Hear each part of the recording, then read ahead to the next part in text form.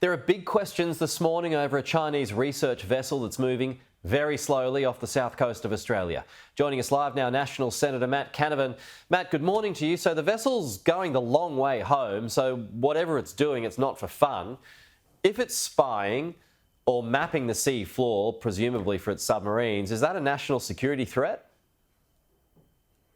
Well, look, I don't know enough about this ship, Peter. What I do know is that, look, we can't control what the Chinese Navy does, but we can control how we respond and how we approach our relationship with China. And under this government, under the Albanese government, they made or tried to make a virtue of sidling up with the Chinese government that takes these kinds of threatening actions to us. They have doubled down on that trading relationship. They have failed to diversify our economic relationship with other countries. They've sought to embarrass the coalition by saying somehow the issues in the Australian-Chinese relationship were the result of us and the former Morrison government rather than fundamental differences between our two nations. Now, I think the more sensible approach here is that we recognise that the Chinese Communist government is quite threatening to many countries in our region, including ourselves, even more threatening to some of our friends and neighbours to our north. And we need to just act and reflect, our actions need to reflect that reality. That's not to say we cut off all relationship with China, it's just to make common sense decisions that seek to minimise our exposure to Chinese disruptions to our trade, to our business, to our investment, and we seek to diversify our relationships with more friendly nations in our region. Matt, the coalition was riding high in the polls just a few months ago, but there's been a steady drop since then. Why do you think that is? Look, I have no idea, Peter. I mean, I would say at the outset, though, that the changes in the polls are so small as to be almost insignificant. I know you've got a job to do, Peter, and you've got to earn your crust every day and want to report on these things like the polls are some kind of oracle from ancient Greece. But often they're right. They're a snapshot of where people are thinking. The underlying reality of these numbers, all these numbers show is that it's very, very close. That's all they show. So you're not worried about it? We have never been way in the lead. There. Sorry? You're not worried about it? Sorry. Well, I just think it's close. I mean, I think we've got to fight for every vote. I think this election is up for grabs.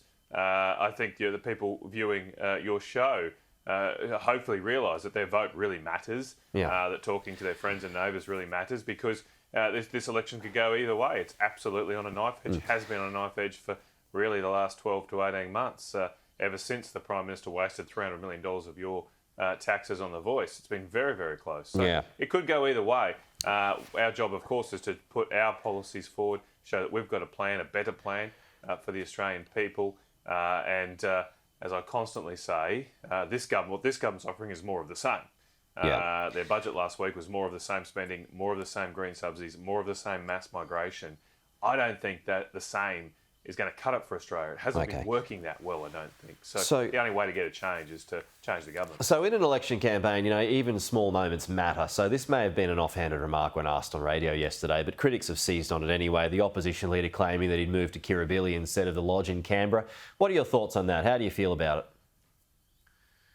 it? I mean, who cares? I mean, the Prime Minister could live in the back of Burke for all I care, as long as he does a good job. I mean, isn't that what matters ultimately? So I think the current Prime Minister is not doing a very good job. We've had record inflation. We've had a record drop in living standards. We've had a complete loss of control of our borders, with huge number of people arriving without houses to live in. So who cares what house the Prime Minister is living in when many Australians don't have a house themselves to live in? Who cares what house the Prime Minister is living in when people can't even afford to keep the lights on in their own home? So that's what's much more important to me. Who really Let's get back to some policy now, and in particular energy policy. There's been some criticism from a big South Korean LNG exporter from Australia this morning. So I wanted to get you on the gas reservation policy, because I was reading about 5 years ago last night when you were Resources Minister. You headed up a move to reserve gas on the East Coast to replicate that system in the West. Why didn't it happen then? Well, our reservation scheme was prospective at the time. The idea was when things like Narrabri came online, the Beetaloo Basin came online, we would reserve a certain amount of that gas for Australian use. It was the first time the Australian government had established a reservation policy. Now, the problem has been under this government that we haven't developed new sources of gas. Narrabri continues to remain mirrored in the courts. The Beetaloo Basin has received no support from this government. They've tried to change the Middle Arm development in the Darwin port to some kind of hydrogen fantasy, which is So does this all point to complications about getting it done in the future? You can't reserve. When you try to reserve new gas sources and you're not producing new gas, you get zero. 15%, 20% of zero is still zero.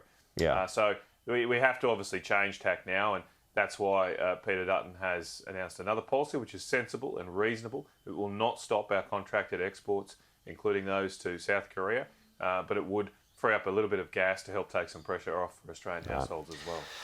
Okay, appreciate it, Matt, as always. We'll talk again soon.